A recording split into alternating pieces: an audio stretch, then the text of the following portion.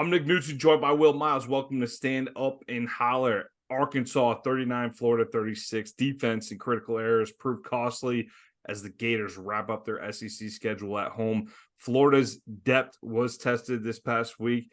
A couple major injuries along the defensive front, which meant plenty of playing time for some young players. We'll highlight that, and we'll wrap up with the LSU preview. Will, this was a tough one. I saw a good follow on Twitter for any football fan, Coach Dan Casey.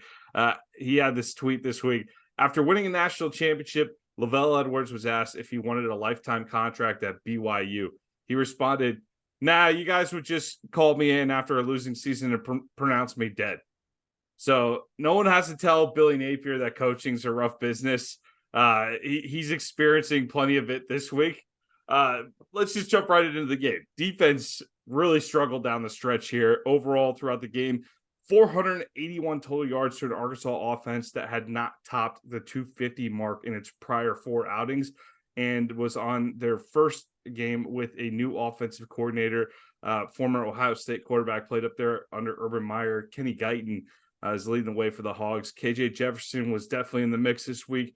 Threw for 255 through the air with 2 touchdowns and rushed for another 92 in a key touchdown late. Absolute wrecking ball on a key run that set up the final score in overtime as well. Rocket Sanders, another big fella. You see why those two throughout their careers. It's been a struggle this year on offense. I know Rocket Sanders missed a lot of time for the Hogs, but these two have been effective for a good part of their time in Fayetteville. He became the first Razorback this season, though, to rush for more than 100 yards in the game, and only the second time this season that a wide receiver has topped the 100-yard mark, Will, for Arkansas. The defense, if you want to look at it, try to find some parts of the game they played well in here. The second and third quarter, they allowed 6 total points in a game where they end up giving 39. That's a little bit interesting. Rough start. Of course, one of those touchdowns is not on the defense. We'll talk about that later. But overall, just couldn't close things out down the stretch, allowing Arkansas to score on their final 4 drives, including a field goal, a touchdown, a field goal, and a touchdown right down the stretch. Arkansas sneaks out a victory in the swamp.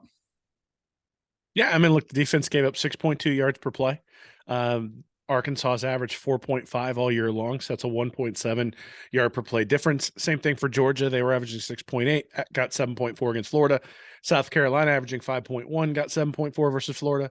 Vanderbilt averaging 5.0, got 6.5 against Florida. Kentucky averaging 6.1, got 7.2 against Florida. The only 2 teams this year that have underperformed their season yards per play thus far are Tennessee. That was by 0.4 yards. So they have averaged 6.4 this year. They averaged 6.0 against Florida, which still isn't good. It's just better than what Tennessee's done all year. And then Charlotte has averaging 4.6, averaged 3.9 against the Gators. So the defense has been underwhelming for the pretty much ever since game 4. And, I think after 4 games in, we were saying, hey, we're seeing some progress here. I think we've seen some regression in the last few weeks. And obviously there were some guys missing on the defensive side of the ball. Certainly the third and the fourth quarter is where Florida got really gashed in this one. So they gave up 5.9 yards per play in the first quarter. Arkansas went right down the field on them on the opening drive. So I'm not really gonna attribute that one to being tired. Then 3.5 yards per play in the second quarter, then 6.1 in the third and 7.8 in the fourth. And so, when they got tired, all of a sudden you saw it, and you saw it in a lot of different ways. So Arkansas came into the game averaging about 10 plus yard plays per game. And that's really, really bad. They had 19 against Florida. They were averaging 2 20-plus yard plays. They had 5. They were averaging 0.5 40-plus yard plays. They had 2. And the theme to me in this one was tackling. There were a lot of open field missed tackles. There was one specifically by Jordan Castell on a little crosser on a third down. They would have had the first down, but he went for the legs of the wide receiver and wound up taking out the linebacker who was trailing. And all of a sudden it ends up a 48-yard pass instead of what should have been a 6-yard pass and a first down. There were a lot of running plays where maybe they should have picked up 4 or 5. So those defensive tackles get blocked up front. That is a different problem that this defense has. But all of a sudden, there was one play I highlighted in my postgame article where Princely Human hits a guy like 7 yards downfield, and it ends up being like an 18-yard run because he just carried him the rest of the way. And those sorts of things aren't a one-off. It's not like you see it and go, "Oh, that happened that play. That never happens any other time." And you highlighted it. And in fact, I think we mentioned it after the Georgia game that there was a 4th and 3 where there was an open field tackle by Georgia on, I think it was Trey Wilson on the outside. Maybe it was ETN, but it was a throw to the outside on 4th and 3. A Georgia linebacker comes over, makes a perfect tackle, and had help even if he didn't make the tackle, where it would have been tough for Florida to get the first down. So that's sort of the thing, is there's not a whole lot of gang tackling. When there is gang tackling, they get carried. There's not a lot of strength up front, so they're getting blocked up front. They can't get pressure with the front four. I went back and looked at just about every third down or every major running play that KJ Jefferson had, and they were playing single high safety. They had an extra guy in the box. They were trying to spy him a few different times, and he was able to get out past the linebackers as well. It's just, when there's nothing disruptive going on up front, it's going to be a tough day for Florida. And there was nothing disruptive up front in this one, and Arkansas took advantage of it. And coming into this one, really sort of the key was going to be, how much did KJ Jefferson run? Because he'd averaged 1.5 yards per rush all season long, but he'd averaged like 4.5 yards per rush in 2021, 2022. He averaged 5.4 in this one. And then the other thing that was going to be a key was, how many explosives did Florida give up? And they gave up a ton of explosives to a team that just hasn't had many explosives all year long. They gave up 5 20-plus yard plays, but 2 of them, one was 45 and one was 48. Every time they got an explosive, that turned into a major point for Arkansas. And look, Florida made a bunch of mistakes, but so did Arkansas. There was sort of in that third quarter there, it seemed like, all right, which team's trying to hand this one over? But it felt that way, didn't it? I actually had that in my transition here. I was going to say, hey, Florida made a ton of mistakes. Arkansas tried to keep up. We just outpaced the Razorbacks. But what I find interesting with the defense here is the numbers are not good. One thing they actually did this game, they got a couple turnovers. We haven't seen a whole lot of that out of this defense. They got of course, an interception that led to nothing, but then they got a fumble late that set up the go-ahead touchdown late in the third quarter from Mertz to Pearsall. But even with that effort, still a lot to be desired from this defense. Yeah, I mean, look, I think anybody who expects this defense to be locked down, I think we could have said this coming into the year, anyone who expected the defense to be locked down is going to be disappointed. The disappointment for me comes from, I expected to see them get better throughout the year, right? I expected all the youth to cost them early, and then that youth to really provide a benefit as the season went along. And it feels like guys are regressing. It feels like they're not getting better as the season goes along. Is that because they're nicked up? Is that because they're playing teams coming off a bye? But here's the other thing, is that when you came into this game, Arkansas's offense was ranked in the hundreds. Florida's defense was ranked in the hundreds. Florida's offense was ranked in the 50s. Arkansas's defense was ranked in the 50s. So this was essentially an even matchup given where these teams have been. And it was going to be a question of, honestly, which weakness took over, right? Like the weak Florida defense or the weak Arkansas offense. And the weak Arkansas offense in the fourth quarter specifically was able to take advantage and was able to take over and win the game. But it's still a 3-point game, right? I mean, and if Florida hits the field goal at the end there, and I'm sure we'll talk about some of the stuff going on there, but if Florida hits that field goal at the end and wins by 3, I think we're all going, whew, got lucky to get out of that one. At the same time, you get out of it with the win, you're bowl eligible, everything feels a whole lot different. It seems kind of ridiculous to me to analyze the overall program from this one game. The problem is that there's a lot of things that have gone on all season long that have led to this sort of loss, and those are the things that I think most people either take umbrage with or at least show concern. I think concern is a legitimate feeling at this point. Yeah, I wasn't planning to go big picture yet, but since you mentioned it, Will, if Florida knocks through that field goal, what's the conversation like this week? Is it anywhere close to the level of irritation that exists right now? Because if they knocked that field goal in, the mistakes still happened. It's like the South Carolina win. The South Carolina win could have gone either way. It went our way on that day. Arkansas didn't.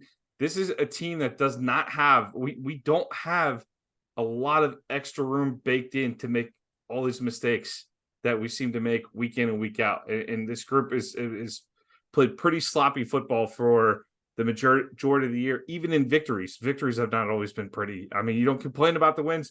We're sitting here at 5-4. We know the limitations on this team. That's the word I like to use with this team. It's quite limited in some areas. I think they're getting what they can in a lot of areas. I'll give you an example. I've been totally impressed with how Billy has developed Mertz and how Mertz has played this year. I think he's gotten as much as you can out of Graham Mertz, and I don't think that's been a huge weakness for Florida. I think that's something I'm borderline shocked. Like that was something. If you told me what Mertz had done to this point in the preseason, I would have taken that in a heartbeat. So there's been some pleasant surprises too, but for a guy that has it so together seemingly in so many areas, the fact that these mistakes keep cropping up week in and week out, and we'll talk about the critical errors here in a second, but for this game, but big picture, Will, where are you at with this? How are you feeling about this after the Arkansas game in general? I don't think it's at a point where it needs to be any conversation. There needs to be any real conversation about the future, but in terms of day-to-day management, especially within the game, I should say game day management specifically, there needs to be a lot of conversation about that. Yeah, I mean, look, we said this after the Utah game. I think we said it again after the Kentucky game, is that Billy Napier's value proposition coming here was operational excellence, and we are not getting operational excellence. And that's not just the fire drill after the first down to Boardingham, where they could have come out and where everyone should have known they were going to clock the ball and those sorts of things. It's the missed PATs. It's the too many men on the field. It's the false starts that we got up at Utah and all those sorts of things, right? But I think the big issue to me, and this was always the concern with Napier when he came here, is he had a ton of one-score games at Louisiana, and he just happened to win a bunch of them. So he's got 28 one-score games in his career so far. That's 38% of all of his games. And a lot of those came against teams that were less talented than Louisiana. So he's got 21 score wins. 2 were the teams that were ranked ahead of him in the FPI. So 18 were below in terms of like at the end of the year where the teams were ranked. 18 of those 20 wins were below. He had 8 one-score losses. 6 were the teams that were ranked better than him in the FBI, and 2 below. So, you know, he does get hit every once in a while by a team that's less talented that wins one of those one-score games. But when it comes to the one-score wins, they're sort of playing down to the competition. One-score games go either direction. The fact that he's 20-8, you can read one of two ways. You can go, ooh, he's a great in-game coach, or you can say he's gotten really lucky so far. And that's the concern to me, is that, you know, the question was, is he a great in-game coach? Is that why he's 20-8 in those games? Because he's 31-15 in all the other games. Like, and if you sort of factor in the one-score games and what should have happened, he should have been, instead of 10-1 in 2020, he should have been 7-5 at Louisiana. Instead of 12-1 in 2021, he should have been 9-5. So, you know, if he was 7-5 and 9-5 in his last 2 seasons there at Louisiana, does Florida go hire him? Right. It was the 10-1 and the 12-1 in those 2 years that made Florida think, hey, this is the guy we need to go get. So what it really comes down to me, and I think this is true for 95% of coaches who are out there, is he needs a team that's significantly more talented than the opposition to make sure that it's not a one-score game. Because when it's a one-score game, it's a crapshoot. And I think the 20-8 record, and really at Louisiana, it was, so he's 4-4 in one-score games at Florida. So that pixie dust is worn off in those one-score games at Florida. So he was 16-4 in one-score games at Louisiana. I think that was a mirage. I think we can pretty much definitively say at this point that that was something where Louisiana was getting lucky. That was not Napier's on-field excellence that was getting that done. And can he do other things to make sure that you maximize the opportunities on the field? Absolutely. But I think what it really comes down to is he's going to have to load this team with talent, and he's going to have a quarterback who's a difference maker. And ever since Jaden Rashada decided to go to Arizona State for whatever reason, we've gotten into that hardcore, but from that moment, his entire era is based on DJ Lagway being a transcendent player at the quarterback position. And that's the reality, is if Lagway can come out and just be awesome, Florida will win a bunch of games by 25, 35 points. And the operational stuff won't matter. To expect the operational stuff to get better after almost 2 years of it being poor, even if he delegates a bunch of stuff for, you know, to where he's not the offensive coordinator and all those sorts of things, the fact that this happens in all different aspects of the team to me means it's not fixable just by delegating those sorts of things. It's something you're going to have to live with as a limitation of Billy Napier. And hey, like that limitation means you better not have a bunch of close games, because close games are, I think Florida might be in a disadvantage in those cases. So you're going to have to win some blowouts. Now, look, he's recruiting, at least in the 2024 level, where you're going to be able to have games where where you're not ending up in those close games all the time, where you're not looking for a coaching advantage, a strategic advantage. Now, it's a catch-22, right? I think Dan Mullen gave Florida a strategic advantage on the field a lot of times when he was out there, but he never had the horses to be able to execute. I think Napier is building a roster that eventually is going to have the horses to where you don't have to have that strategic advantage, but I don't think you're going to have the strategic advantage. And so, it's difficult to get that combination of both things. And, Alabama has it with a guy who recruits like crazy and is an awesome defensive coordinator.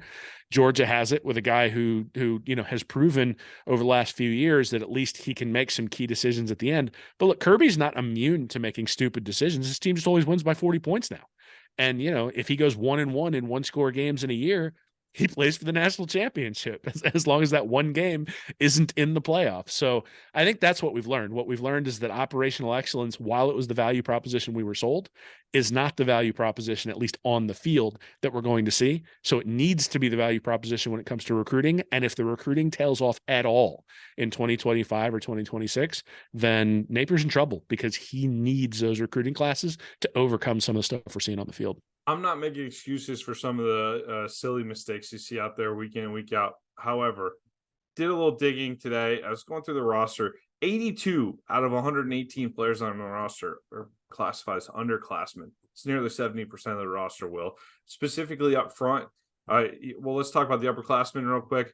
The upperclassmen, of those upperclassmen, all 36 of them, not a big number there, all 36 of them, only 15 originally signed out of high school with the Gators. I think that goes the furthest back is Dante Zanders back. Was he 2018, I believe, on there? A class of 2018, I believe. So I think he's the last one from 2018, but most 2019. So 2018, 19, 20, and 21 up through those classes. You got guys from each of those classes, but only 15 are from original high school signees. Got 18 transfers and 8 walk-ons among those 36 upperclassmen. So this is a very young team. It's a very young team on the field that is making mistakes. Will, up front, you talk about getting pushed around. 19 offensive linemen total on the roster. 14 are underclassmen. 14 are underclassmen. Saw some Cam Waits this weekend too. We'll talk about that in 6 bits here. 19 of 24 defensive linemen are underclassmen. So this truly is a very young roster right now that Napier is working with. So there really is, but that's why you would think you have to be super sharp on some of these things, like special teams, like the number of people you have on the field. And hey, if we're counting too much on guys to do the right thing at times, maybe we need to have coaches more involved in certain areas. We have, if you go look at the team photo, there's more rows of people that are on the staff than there are players at this point. So there's got to be like a game changer for counting or something like that at some point. We got to figure that out. So like the simple things you'd like to see him get right here, Will. But let's focus in on the Arkansas game here. Plenty of options to discuss in terms of critical errors, but I really want to zone in on these 3. I'm surprised nobody called 911 after witnessing Ricky Pearsall get absolutely mugged early in the game. He just had the ball ripped away so effectively. He had a nice game, 5 catches, 55 yards. We talked about the touchdown, but he had the ball ripped away so decisively that the Arkansas running back or defensive back looked like a running back because he's taken off down the sideline. Defensive back easily remained on his feet, just flipped around, trotted in for an early 14-0 lead for Arkansas, puts Florida in a major hole early, Will.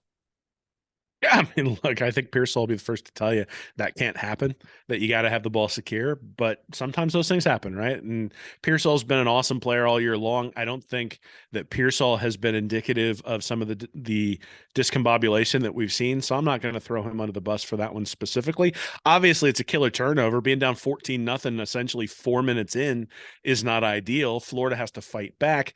If you don't have that 7 points, then Florida, probably goes into the half with a, maybe even a 10-point lead. Instead, what was a tie ball game when they went into the half? So Yep, 17 all. there's a lot to be said for when you have a team coming in who's 2-6, who's been discouraged, who just had their offensive coordinator fired, and is coming out there and they're hoping that something's different, but they don't necessarily know whether it's going to be. That you got to put your foot on their throat. And Florida decided to give up essentially, the defense was Swiss cheese on the first drive and just got absolutely carved up. And, there was even a trick play where they didn't have Jefferson at quarterback on the opening play of the game. They pitch it to him and then throw back to a wide open receiver because the linebackers are out of position. Then the linebacker completely misses or gets screened. I guess Scooby Williams got screened on a wheel route to a running back for the touchdown. Just the easiest touchdown throw you'll ever see. And all of a sudden, Arkansas has momentum. Then Pearsall comes out and gets stripped on the first play of the game from Florida. It's 14-0. Florida's reeling, and Arkansas is like, yeah, we got a shot. Right? There was an opportunity to bury him. They didn't do it. They allowed him to essentially believe they were going to get that win. And from that point on, by the time it was 14-0, there was nothing Florida could do. They knew they were in a dogfight. Arkansas knew, hey, we got a shot to win this one. And all of a sudden, the gloves were off, and here we go. So to me, that's the significance of the fumble. The significance of the fumble, look, those things are going to happen sometimes, all those sorts of things, right? But the other thing is those 2 yards he was fighting for really aren't that important. You can just go out of bounds, right? Like there's a time to fight for the extra yards, and there's a time to just go, you know what? I'm fine with 2nd and 2 after getting the throw on the outside for 2 reasons. One, the fumble. And the other one is I don't want somebody rolling up on Ricky Pearsall's ankle when he's fighting for an extra yard on 1st and 10 from his own 25, right? Like there are better times to do that. And that's something he'll learn. And again, I think I'm not going to fault the guy though for trying to get extra yards and fumbling. Like, that's not a mental error. It's a physical error. And sometimes those things happen. Pre-BTD, that's critical error number 1. Critical error number 2, I'm going to call this the special teams miscue of the week, brought to you by the fine folks who have been trying to get in contact with you about your car's extended warranty.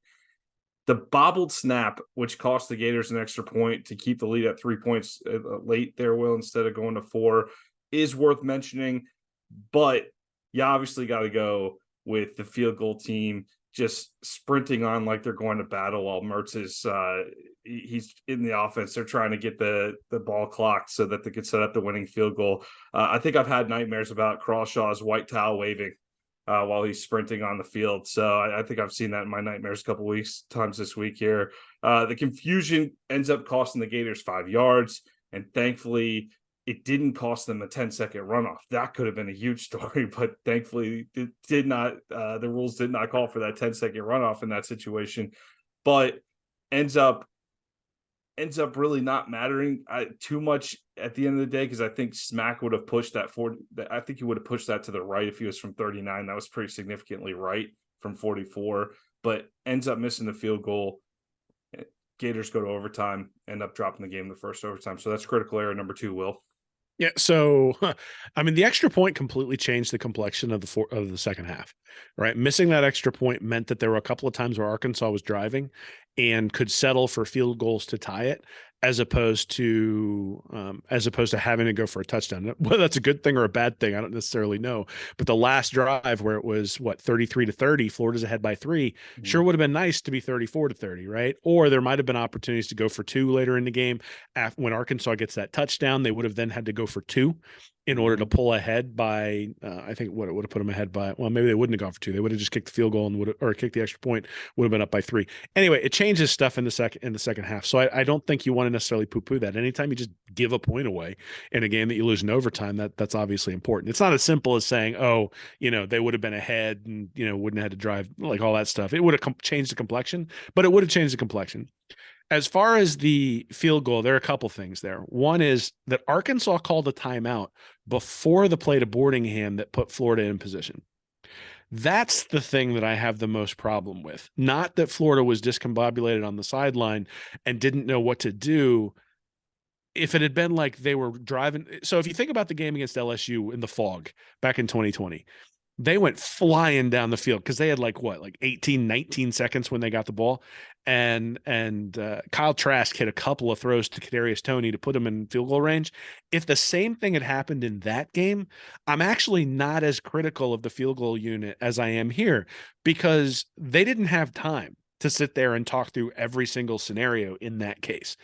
In this case, there was an opportunity for a coach to pull the special teams unit aside and essentially tell them, when we get a completion, we're going to clock it, because there was no way to get them out there on the field and kick a field goal without clocking it.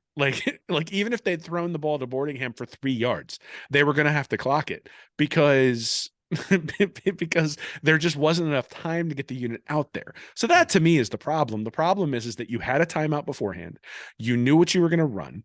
You could talk through the whole thing. Your options were going to be clock it and throw a Hail Mary if you're not in field goal range, or clock it and then get the field goal unit out there. But clocking it was always going to be part of the scenario because you didn't have enough time left to run the team out there. Like, you were going to have to line up and clock the ball no matter what happened. And so the fact that they're running out there on the field means somebody didn't go talk to them about it beforehand. They didn't understand the scenarios and it hadn't been explained to them, which again just goes back to what we talked about earlier in terms of operational excellence. Like, who's responsible for that? Who's held responsible? And the fact that they're telling me that a player is responsible for gathering up those guys and having them come out on the field is an unacceptable allocation of resources, considering that you could have a defensive backs coach who walks over there and says, go. And if the word is go, it's the wrong word, because you need a word that's more clear so that those guys aren't running out there on the field when they shouldn't be. Again, it's just, if this was the only special teams gaffe that had happened all year, then I think you look at that and you go, okay, like, it happened. I get it. There's some disorganization. It's late in the game, blah, blah, blah, blah, blah. But it's not the only, we have to pick between the special teams gaffes for the special teams gaffe of the week. And you missed the one where we didn't have enough guys on the field for the field goal. No, but that's Arkansas an old one. missed. That's a boring one. That's in the classics. I didn't need to pick that one. So that. But again, the excuse on that one doesn't hold water either. We had an injury. Our unit didn't know he was injured, so we didn't tell the guy who was the backup that he was supposed to go out there. So we wound up not having enough guys out there for the field goal attempt from Arkansas. One of these days they're going to get caught by a fake, because they're only going to have 9 guys out on the field. And the offense is just going to go, even our kicker is going to be able to run for a first down because we got 10 guys blocking 9. And they're just going to say, run it. Like, if you get out there and you see Florida doesn't have enough guys, just run the damn ball. And I'm surprised, other than the Georgia game, which it came out after that Georgia game, that they only had 2 guys protecting the punter and didn't have a third. And when Georgia saw that, that's when they decided to go after the punt. That really sort of sealed that game. Obviously, it's only 2 points, but at that point, everybody dropped their heads and knew that game was over. So, yeah, look, I mean, it's been all year long. It shouldn't surprise us, but it also is indicative of a staff that is not able to teach during the week effectively to make sure that the things that every other staff gets right happen. Right? Like, there's a baseline level of competence that should be an expectation at a Power 5 school. And Florida thus far has not been able to achieve the baseline level of competence on special teams, which makes you wonder how often that we just can't see it. Is that baseline level of competence not being pushed through to either the offense or the defensive side of the ball as well? If anyone's interested for next week's special teams miscues, we are looking for sponsors. So just reach out to Will. Will, you want to throw your email out there? Will at readandreaction.com. We are happy to have the Poland Weed Eater special teams gaffe of the week, because chances are we'll have one. Yeah, well, this week, thank you to the fine folks at the people trying to contact you about your car's extended warranty for sponsoring this one. So get in touch with them. Stop ignoring their calls, everybody. Let's go on here. Critical error number 3. An Arkansas holding penalty pushed the Hogs back to the Florida 35-yard line to open overtime. On the ensuing 1st and 20, KJ Jefferson ran through 2 weak arm tackles before lowering his shoulder and knocking back the safety a couple yards. I'm leaving the name out to protect the guy. I like the kid, so we'll just call him the safety there. knocked it back a couple of yards, and then proceeded to carry the ball about another 7 yards while surrounded by several other Gators playing patty cake along the way, maybe trying to strip the ball, but seemingly almost walking him the full 7 yards before Kelby Collins has to come in and clean up the mess 20 yards downfield. First down they were sent back to the 35-yard line. That should have been a great situation, Will, but it's another example of not finishing a tackle. And on the next play, same thing. Rocket Sanders hitting the backfield, not quite brought down. Mind you, these are two big dudes. Like, so I get it. But at the same time, not bringing them down. 4 teams before us found a way to tackle them for less than 250 yards in a game. So it's doable. It's doable with this team. So Arkansas ends up, after that Rocket Sanders first down, completely just putting the game away the next play. They were in business at 1st and goal at the 4-yard line and able to put the final nail in Florida's coffin for the day, Will. So Arkansas came into the game averaging 2.9 yards per rush. They averaged 4.8 yards per rush in this one. They averaged 9.4 yards per rush in the fourth quarter. So look, Florida got tired and they got soft. That's what it really boils down to, is they got tired and they got run over. And, you know, that's indicative of a lot of different things, but that's what happened. And KJ Jefferson in the first half ran for negative yardage, and then in the second half ran for over 100 yards. And, you know, we knew coming in that was going to be a problem. If Jefferson was able to run all over them, that was going to be an issue. And that's exactly what we saw. What we saw is that Jefferson runs 10 times for 102 yards in the second half. You've got the example of the Rocket Sanders, but that's even, you know, beyond just, you mentioned patty cake on the play before. Jaden Hill comes in on a blitz from the outside. They're blitzing from the outside because they can't get any pressure up front and can't get any push up front. And when Jaden Hill misses the tackle on Sanders and gets him to sort of stumble forward, there's nobody anywhere near him to clean it up. And I think that is indicative of more of the problem than Hill missing the tackle specifically. Like, Hill will tell you he needs to make that tackle, right? But the fact that the guy has time to put both hands on the ground and then run around the edge, like, it was almost like, so my mother, not a huge football connoisseur, she was here this week and she's like, I don't understand why the running backs just run right into the middle of the pile and then don't run around the edge. And I'm like, well, they don't, because you can't. Like, there's not enough time to run around the edge. They'll catch you. The defense is fast enough to catch you. Apparently that doesn't apply to Florida's defense, because they were not fast enough to catch him as he went around the edge. And I think you could say the same thing about Rocket Sanders. Look, I think Austin Armstrong tried. He had a single high safety all second half, had an extra safety up at the front trying to help, and they were just getting blocked. And there was a play I showed specifically in my postgame article where the offensive lineman for Arkansas fell in front of the linebacker. And before the linebacker had an opportunity to jump over him and make the play, the 2 defensive linemen who were in front of him got driven back into him to where all of a sudden it didn't matter that Arkansas's guard had fallen down, because their 2 guys took out 3 Gator defenders. And I'm like, when that happens, you're screwed.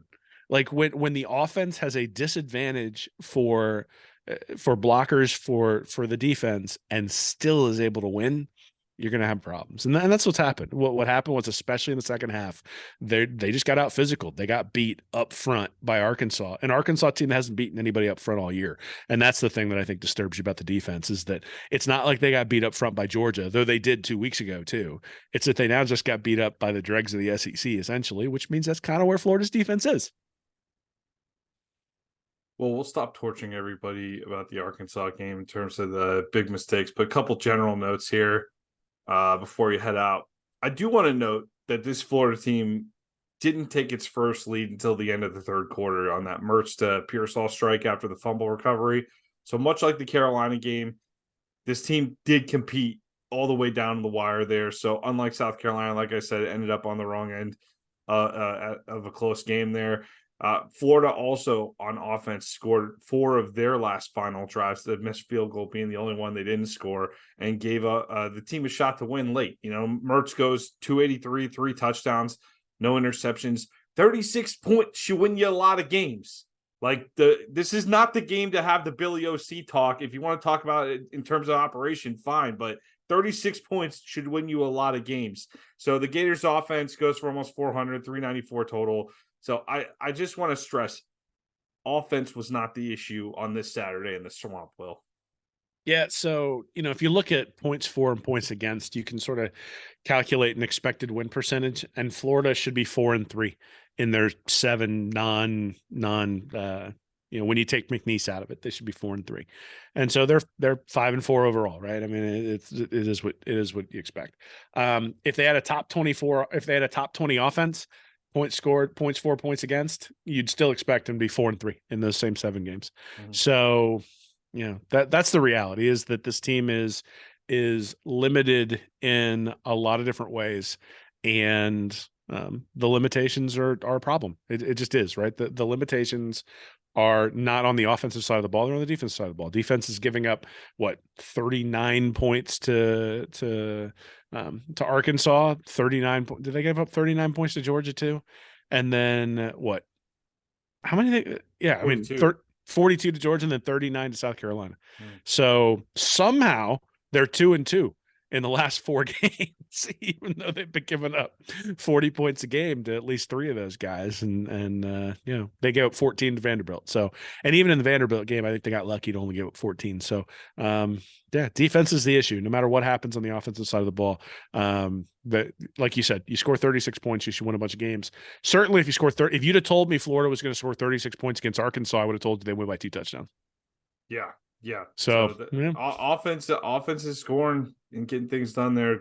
Didn't quite get it done on the defensive side in this one. So before we go on to LSU here, Will, we did see the Gators depth tested this past weekend. We saw Cam Jackson, Tyreek Sapp out on the defensive side of the ball. Of course, Shamar James, just to name a few. James will be out for the rest of the season. Pyburn goes down with an ACL, which is a bummer. Would have loved to see him get more work. Enjoy watching him play. It's November. Injuries are going to happen in football, though. That's nothing unusual for the game of football. Last week, before the game, Napier had made the comment that you're going to see Kelby Collins more often. You'll see Jack Pyburn more often. You're going to see Jamari Lyons more often, Chris McClellan more often. So all the guys that have been playing will continue to play. They'll just play a little bit more. Pyburn, Collins, Kamar, and Cameron James, they all saw some playing time with Sapp out, and Lyons saw some playing time with Jackson out. According to snap counts from PFF, I got this from a Gator Country article. Kelby Collins, 52 snaps on the day. Caleb Banks, 45. Lyons, 41. McClellan, 38. TJ Searcy got in 29 snaps. Pyburn, the 26th, obviously out for the season. And Cameron James, we haven't seen a ton of him this year. We got 10 snaps out of him in this game, though, Will. Yeah, I mean, look, it's nice that Florida's getting all this experience for these guys. I think that will pay off. But that was sort of the downside of the Arkansas loss, right? Is that these guys were going to get a lot of experience from a bowl appearance, and now they got to pull off an upset in one of these last 3 games to have that same experience. So that's where a lot of the disappointment comes from. I mean, look, I picked Florida to win by 3 in the game against Arkansas. I'm not surprised that Arkansas managed to pull it out. I think the game kind of played out very similarly to the way we might have thought it would have. Just from a statistical perspective, the disappointment comes in all the different mistakes that lead you to that 3-point loss, even though those things have started to get baked into the cake at this point. So all the young guys getting playing time is going to help this team eventually. They're going to need these guys to win. Billy Napier, you mentioned it earlier in terms of the youth on the team. He's bet on a youth movement and building this team from high school, building the team from first principles, changing the culture, bringing these guys in. And now the question is going to be, these guys are going to have to be the leaders next year. So the guys who came in 2 years ago are going to have to be the leaders. They're going to be juniors, right? Those are the guys, the Shamar Jameses of the world, and the Trevor Etiennes and those guys are going to have to be the leaders who pull these younger guys along and make sure they understand what the expectations are. So getting those guys in the game now is crucial to having that leadership set. I mean, Napier talks about meeting with his leadership team. His leadership team is going to be all 19-year-old guys next year. So he's going to need guys who have real experience on the field in an SEC setting. And look, they're about to get it, because it's not like the injuries are going to stop piling up given what Florida has coming up in the next few weeks. So they're all about to go into Baton Rouge. And we'll see. Hopefully Cam Jackson's back. Hopefully some of the other guys are back as well. But you may have to They're, play that game without those guys. they are And expecting Jackson and Sapp back. yeah, That's what I read today. so those are also young enough guys, at least when it comes to SAP, that getting the experience in Baton Rouge is critical. But hey, look, now you should have young guys that you can rotate in that you can trust, because they just played a full game against Arkansas. And again, I mentioned they wore down in the second half. So let's prevent that from happening again by having a lot of guys rotate in. You're going to give up some points against LSU. I think there's no doubt there. So the question then becomes, how do you just become as effective as you can? Make sure that you're as fresh in the second half as you were in the first half, and hopefully pull one out there in Baton Rouge. I read that over on the SI Gators, just to give the source on that. Elsewhere on the defense, we saw Jaden Robinson, 17 snaps, Jakeem Jackson, 14 snaps, and Bryce Thornton, 38 snaps, and 16 for Cameron Waits, who even the fact that he's on the field is just a miracle. So he must have Aaron Rodgers, doctor. Aaron Rodgers is like taking notes. It's incredible that he's even getting any playing time this season. But yeah, you're right. The loss, it really impacts the idea of a bowl game. LSU certainly next. We got Missouri on the road. I saw that was a 7:30 kickoff as well, and then Florida State coming to the Swamp. So yeah, I'll take a win in one of those three. We'll do that. I'm okay with that. I'm fine. We'll sign up for any one of those right now. LSU, though, 7:30 p.m. on the SEC Network in Death Valley. The SEC has the Tigers traveling back to Gainesville next year, but with the additions of Texas and Oklahoma, there's no guarantee that Florida's going back to Baton Rouge anytime soon, because 25 schedules aren't out yet. So enjoy this one, folks. It's been I've really enjoyed this rivalry with LSU. Records don't seem to matter much in this game. Of course, the recent history has not been friendly to the Gators. It's been a real struggle the last few years with LSU. Jaden Daniels, which arguably was his coming out party last year, in last year's season, was that Florida game. He has had an excellent season, but he was knocked out of the Bama game thanks to a huge hit from Dallas Turner early in the fourth quarter. I had flashbacks to that Quinn Ewers hit that Turner. Is Turner like the enforcer for Saban? He's just like, I remember that Texas hit from last season that knocked out Ewers of that game. So Turner did what he does, man. So LSU, they were hanging in there. They actually had a lead in the third quarter, 28-21, and they just struggled the rest of the second half, especially Daniels goes out early in the fourth quarter. Garrett Nussmeier, did Will fall over? I said the word Nussmeier. You good over there? My heart skipped a beat, but I'm all right. All right, good. So Garrett Nussmeier comes in, and for only the second time, LSU scores less than 30 points this season. Their offense has been electric throughout most of the year.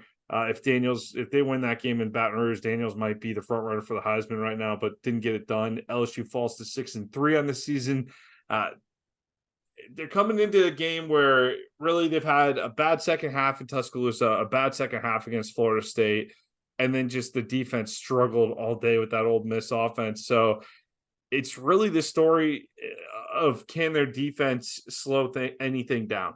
So this LSU team is certainly susceptible on that side of the ball, Will, and we have seen Florida catch on in recent weeks, although we've not seen Florida perform well against high-level opponents on the offensive side of the ball. So it'll be interesting to see which direction this one goes. It's a high-level opponent in the sense that LSU has been a very good team this year, but the defense for LSU, not a strength at all. So if Graham Mertz and the guys can make it a shootout, I'll be interested to see if the Gators can keep it interesting.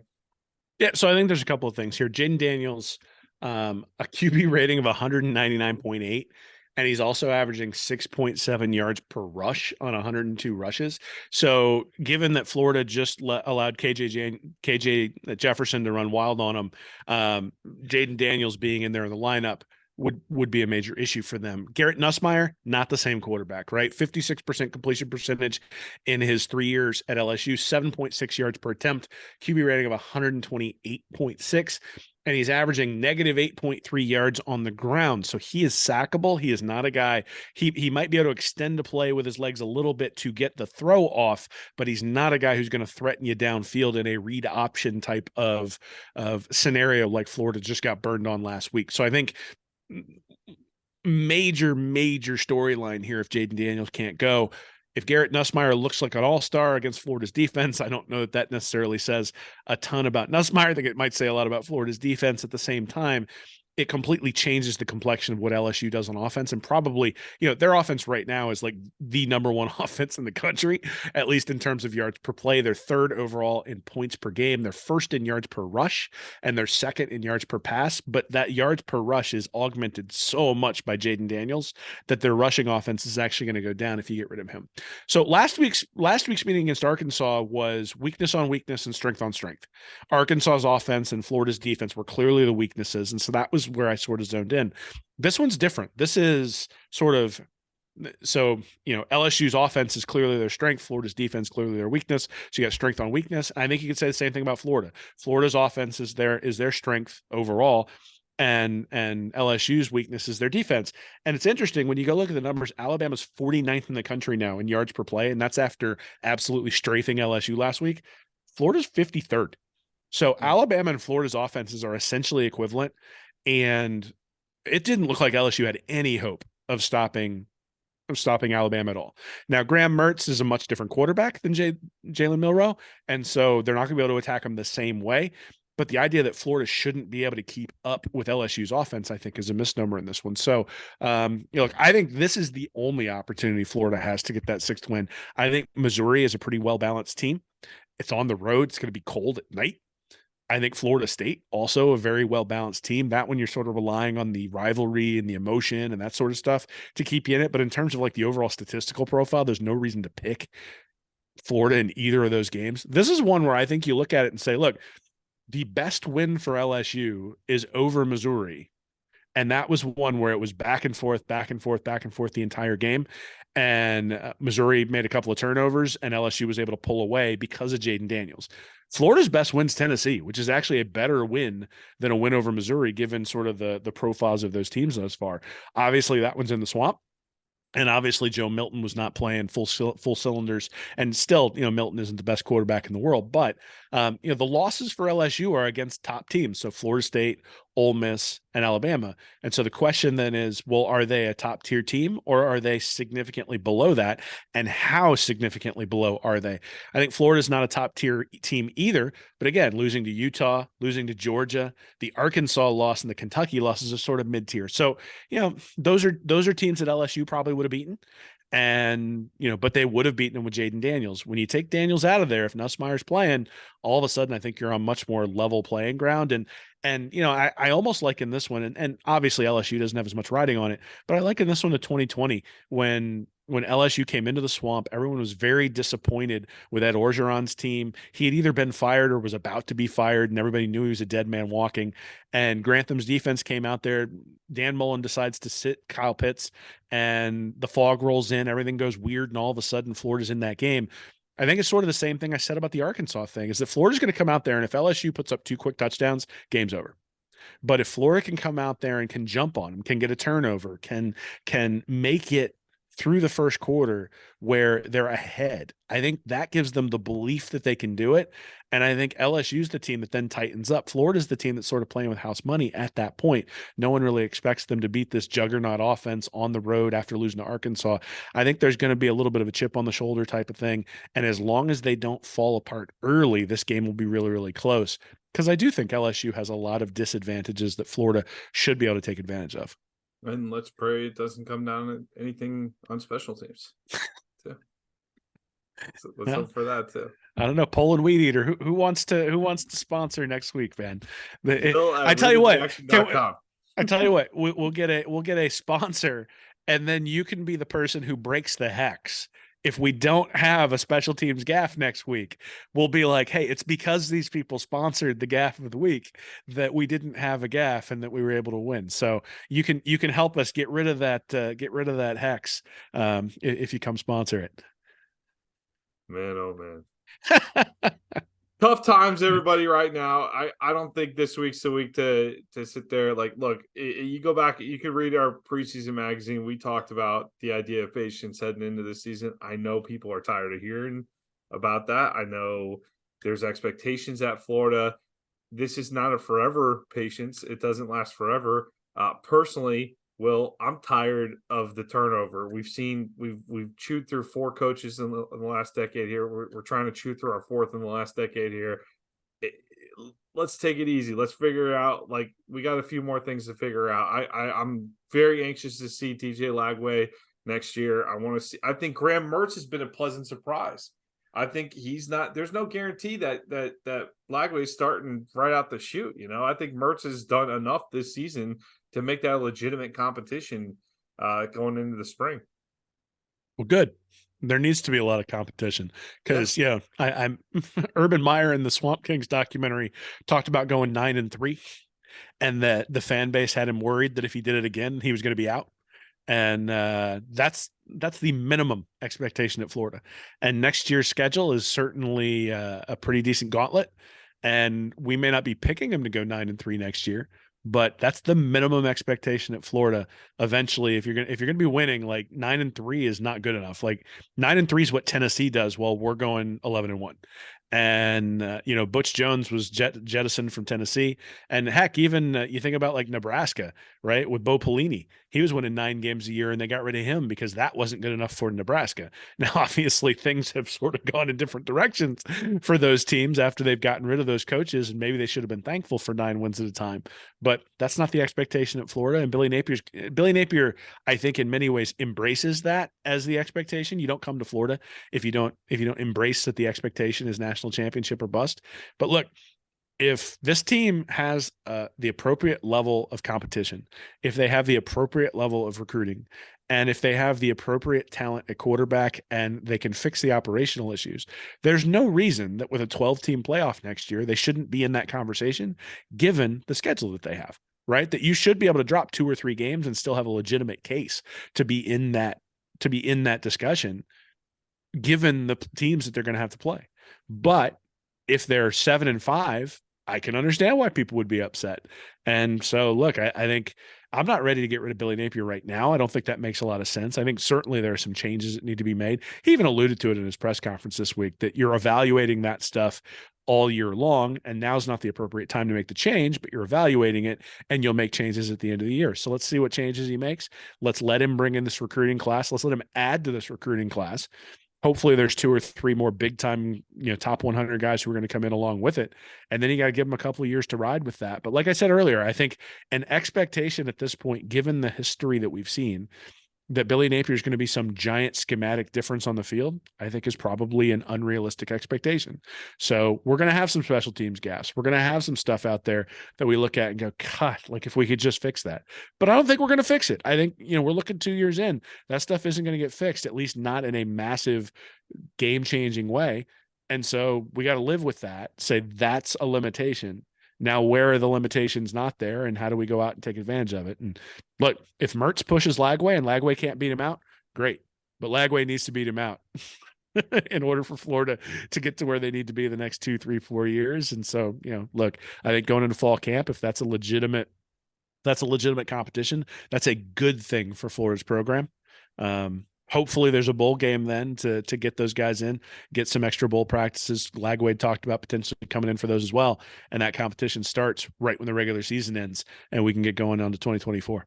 Well, there's plenty of hope for the future here, but we do have 3 games left in 2023. So let's hope we can enjoy at least one of them. We'll sure try. We'll sure try here. But Gators go to Baton Rouge to face the LSU Tigers this week. Let's get the W and go bowling. For Will Miles, I'm Nick Knudsen. Have a great week, everybody, and go Gators. Hey, everybody. Thanks for listening to Stand Up and Holler. If you're interested in more information from me and Nick, you can go over to readandreaction.com. You can like and subscribe our YouTube channel here at Read and Reaction, or you can go to patreon.com/readandreaction to support us, get extra information, and we do Ask Anythings over there every once in a while as well. So check us out. Thanks for listening.